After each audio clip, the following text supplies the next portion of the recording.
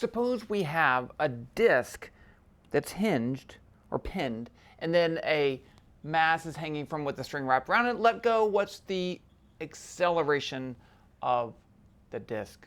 What's the acceleration of the mass? What do they ask? As it moves down, what's the acceleration of the mass? Actually, I'm going to find the tension in the string too. Let's do both. And then I'm going to find the acceleration a second way. And then you could find the tension the second way too. So I'm going to do this problem two different ways just for fun. Okay, my thing's tangled up. Okay, there we are. Where to put my chalk? So I have the disk. It's a radius of 0.05 meters, and both the disk and the mass, hanging mass, have a mass of half a kilogram. This is a Newton's second law / angular momentum principle problem, right? Because we know that we have forces, we know we want to find the acceleration, but we also have a rotating object. So we're going to need both forms, the rotational form of Newton's second law. So we have this one, the net force on an object is this mass times acceleration. We're going to use it for this one. This one doesn't have an acceleration for the center mass, but it does rotate. So we're also going to need net torque about some point O is the moment of inertia times the angular acceleration. We're going to need both of those. Okay, let's start off with this one and draw a force diagram for our mass. So right here, I'll put my two forces acting on the mass. I have a downward gravitational force, M1g, and then I have an upward tension force, T. Now, I've already drawn that as bigger gravitational force because I know this is going to accelerate down. And in order to accelerate down, we have to have a greater downward gravitational force than the tension pulling up. That has to be the case. Now I can call this the y direction. That seems like a good choice. So I have the net force in the y direction is going to be equal to the tension minus m1g, and that's going to be equal to the mass times acceleration. Now this one has to accelerate in the negative y direction. So this is negative m1a. Let's just put a box around that because it's an important equation. We're going to come back to it. Okay. Now, and we think about that equation. I created that equation, and I can't solve for the acceleration, right? Because there's two variables I don't know. I do know mass 1. I do know g. That's a g. Let's give it a little curl right there. G, I know m1, but I don't know the tension, and I don't know the acceleration. And so in a situation like that, we could either proceed anyway and hope that something cancels. We could just guess one of the values or estimate one of the values. Or if we get two equations with two variables, then we can solve that problem. So we're going to need another equation, and it obviously comes from this up here. So if we look at our object right here, I'll draw it right here. Here's our disk. There is some forces acting on it. There's actually three forces acting on it. First, we have this tension from the string like that, pulling down right there. Now, if that's the only force, then it's going to accelerate. So it's not the only force. We also have a gravitational force. I can apply that at the center of mass. I'll call that, it's m2g. And then finally, it has some normal force. There is a normal force in that pin. It has to keep it up. And we'll just call that n. Now, those forces have to add up to 0 because the center of mass doesn't move. But I don't know n, I don't know t, so it's not any use to write that equation. So I'm not going to write that equation. So instead, what I want to do is to write down the torque equation. Okay? So if I pick this as my point of rotation, then I'm going to calculate the torques. And remember that torque is Fr sine theta. So F is the applied force, R is the distance from the force to where it's applied, and theta is the angle between those. So in this case, these two forces are passing right through the point of rotation, so they both have a 0 value for R. So this exerts no torque, that exerts no torque. If you take a disc and you push it in the middle, it's not going to rotate, right? You have to push on the ends. So this one will exert a torque. So that torque, we can use the radius of the disc for R and the tension as T. The angle between them is 90 degrees, and the sine of 90 is 0, or 1. Wow. So T net is going to be equal to 0, the normal force, plus 0, the normal force, plus T R sine of 90. Now, and in fact, when we say, we use our right-hand rule for torques. Okay, and if you get it backwards, it's not a big deal as long as you're consistently backwards, but I'm going to be right. So this force would make it rotate that way, right? So using my right hand, if I let it curl in the direction that torque would point, this is the direction of the torque. And so that's into the board, so we call that a negative torque. So this is actually negative. It's fine if you get it wrong. Okay, the next thing we need is, and this is going to be I times alpha. So there's two things I can do here. One is the moment of inertia. So let's put that over here. The moment of inertia for a disk is going to be 1/2 m2 r squared. That's something that you can just look up. The disk is 1/2 m2 r squared. A ring is mr squared. A sphere is 2/5 mr squared. So just look that up. And then also I know that if this thing has an angular acceleration, it's going to start spinning faster and faster. There is a connection between the angular acceleration and the linear acceleration on the point here, where that's moving, which is the same as the linear acceleration of that. There has to be a connection between that acceleration and that angular acceleration because the string doesn't slip. Okay, so if I use the following, alpha is going to be A over R. That was one of our relationships between rotational and translational motions. So if I put that in here, I get negative T R, sine of 90 is 1. I'm going to leave that off. It's going to be equal to, this is going to accelerate that way. So it's going to be actually a negative angular acceleration because of clockwise. So this is where, if you did it backwards, you see it works out fine. I is going to be 1/2 m2 r squared, and then alpha is going to be A over R. Now, some things cancel. Negatives cancel. I get that cancel with that. I get that cancel with that. So this gives me T equals 1/2 m2 A. And let's put a box around that. Because now you see where we're at, right? I have this equation, I don't know T and A. I have this equation, I don't know T and A. And I have two equations and two variables. Now it's an algebra problem. So let's solve this two equation, two unknown problem. Since I already have this one solved for T, I'm going to plug in up here my expression for T. So I get, instead of T, I'm going to put 1/2 m2A. And then I have minus, that's an A, minus m1g equals minus m1a. Now I have an equation with just a. So I'm going to get all the a's on one side. Let's add that to both sides. Add that to both sides. I get 1/2 m2a plus m1a equals m1g. I can factor out the a. A times 1/2 m2 plus m1 equals m1g, and then I just solve. So A is going to be equal to m1g over, I'll just put this as m2 over 2 plus m1. And let's just check some things here. Does it have the right units? So this should have units of acceleration. G is in newtons per kilogram, which is the same as meters per second squared acceleration. And then I have multiplied by a mass, but then down here I've divided by the mass. So the kilograms over kilograms cancels and I get meters per second squared. That's good.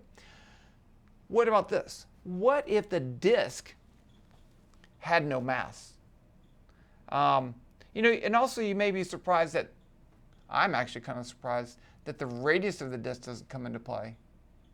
I think it doesn't. But if the disk had no mass, then it would be no mass. That's just a joke.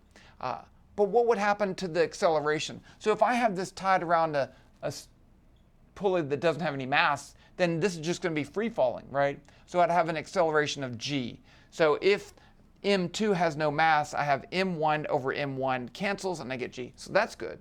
Okay. And as I increase the value of that mass, acceleration decreases. That makes sense too. Let's go ahead and solve for the tension. So now I know my mass, I can solve for the tension right there. T is going to be 1/2 m2 times A, and A is this. So it's going to be equal to m1g over m2 over 2 plus m1. We can simplify that sum. It's not super important. Do I want to do that? I think I'm just going to leave it like that. So over here, I'm going to put, I really care about the acceleration. A equals m1g over m2 over 2 plus m1. Okay, you can still see that. I put that on the side because I'm going to do the problem again. I want to do it a fun way, because I want to show you that there's more than one way to solve a problem like this, especially now that we're at the end of the semester of introductory physics courses. You have all these tools in your belt that you can use to solve problems. And if you're given a question, it doesn't say explicitly use angular acceleration or Newton's second law, then you can do whatever you want. So let's imagine that I let this go, and I know that both the block's going to increase in speed and the wheel, the disk, is going to increase in rotation, angular velocity. And I can think about that and say, well, then they're going to increase in energy. Could I make this a work energy problem? Well, let's do that. Work is a change in energy. Oh, wait, I need to write my system. So I have this system of the mass plus disk plus Earth. So because of that, I can have kinetic energy. I'll call it translational kinetic energy, 1/2 mv squared. I can have rotational kinetic energy of 1/2 I omega squared. And then I can have gravitational potential, UG, I'll just call it U, as mgy. Okay, right, as soon as you do that, you got to pick where y equals 0, and let's just pick where the mass starts, y equals 0. Now, the problem with the work energy is that it doesn't have acceleration in there, but we can kind of force it in there. So let's just say that I'm going to let this fall down here a distance s. I'm going to let it drop down a distance s. So those are my 2 points. So it's going to start here, and it's going to go there. So this is going to start at some angle theta, or 0, and then it's going to rotate some angle theta. But that doesn't really matter. So now I can write down my work energy equation. So is there any work done on my system? Well, there is a force applied to the disk right here, the normal force. But it doesn't move, so the displacement for that force is 0, doesn't do any work. The tension doesn't do any work because it's really part of our system, right? Both of these objects are in our system, so any work done by the tension on this block and the work done by the tension on the disk would be in opposite directions because of Newton's third law, so they would just cancel. Okay, so let's go ahead and write 0 work, and that's going to be, I'll put this as k translational 2 minus k translational 1 plus k rotational 2 minus k rotational 1 plus u2 minus u1. Now let's just go ahead and think before we put in values here. What is 0? If I release this from rest, then the initial rotational and translational kinetic energies are 0, so we can just get rid of those. So the initial translational kinetic energy is 0, the initial rotational kinetic energy is 0. Also, since I picked the initial point at y equals 0, the initial potential energy is 0, right? It's at y equals 0, so that's 0. So I've made my problem a lot easier, and I got rid of some stuff. Now we can put in our things. I have 1/2 m1 v2 squared, and then I have plus 1/2 m, or let's just say I omega squared. And then over here I have u2, the final potential energy. So it starts here, it's going to drop down a distance s. That's going to be minus m1 gs. This mass didn't move. Its center of mass didn't move. Okay, so I really, let's just leave it as v2. This is actually omega 2, the final angular velocity. I'm going to put in my expression for I, and I'm going to put that relationship. I know that because it's rotating and the disk is, the string is not slipping, the velocity here, the angular velocity, omega 2, would have to be v2 over r. Right? That's because it's rolling without slipping. That's that kinematic relationship. So I can put all that stuff in. 0 is 1/2 m1 v2 squared plus 1/2 m2 r squared. That's my moment of inertia. And then I have omega squared is going to be v2 squared over r squared. That's that term. And then I have minus m1 gs. So let's go ahead and solve this for v2. Of course, some things cancel, cancel, cancel. Now, but the mass doesn't cancel because that's m1 and that's m2. They're different masses. Let's move that to the other side. And I'm going to multiply by both sides by 2. So I get m1 v2 squared plus 1/2 m2 v2 squared equals 2 m1 gs. So v2 squared times m1 plus m2 over 2 equals 2 m1 gs. So v2 squared is 2 m1 gs over m1 plus m2 over 2. Okay, so I know the final velocity. Whoop-dee-doo, right? I wanted the acceleration, so how can I get the acceleration? Well, because this has a constant acceleration, I can use my kinematic equations to find the acceleration. Remember this kinematic equation. v2 squared is going to be equal to v initial squared plus 2 times the acceleration times the displacement, s. Oh, look at that. I have something very similar. So let's just put this in for v2 squared. I know my initial velocity is 0, so v2 squared is 2as, but that's also v2 squared. So this has to be equal to that. So I get 2as is 2m1gs divided by m1 plus m2 over 2. 2 cancels, the s cancels. A equals m1g over m1 plus m2 over 2.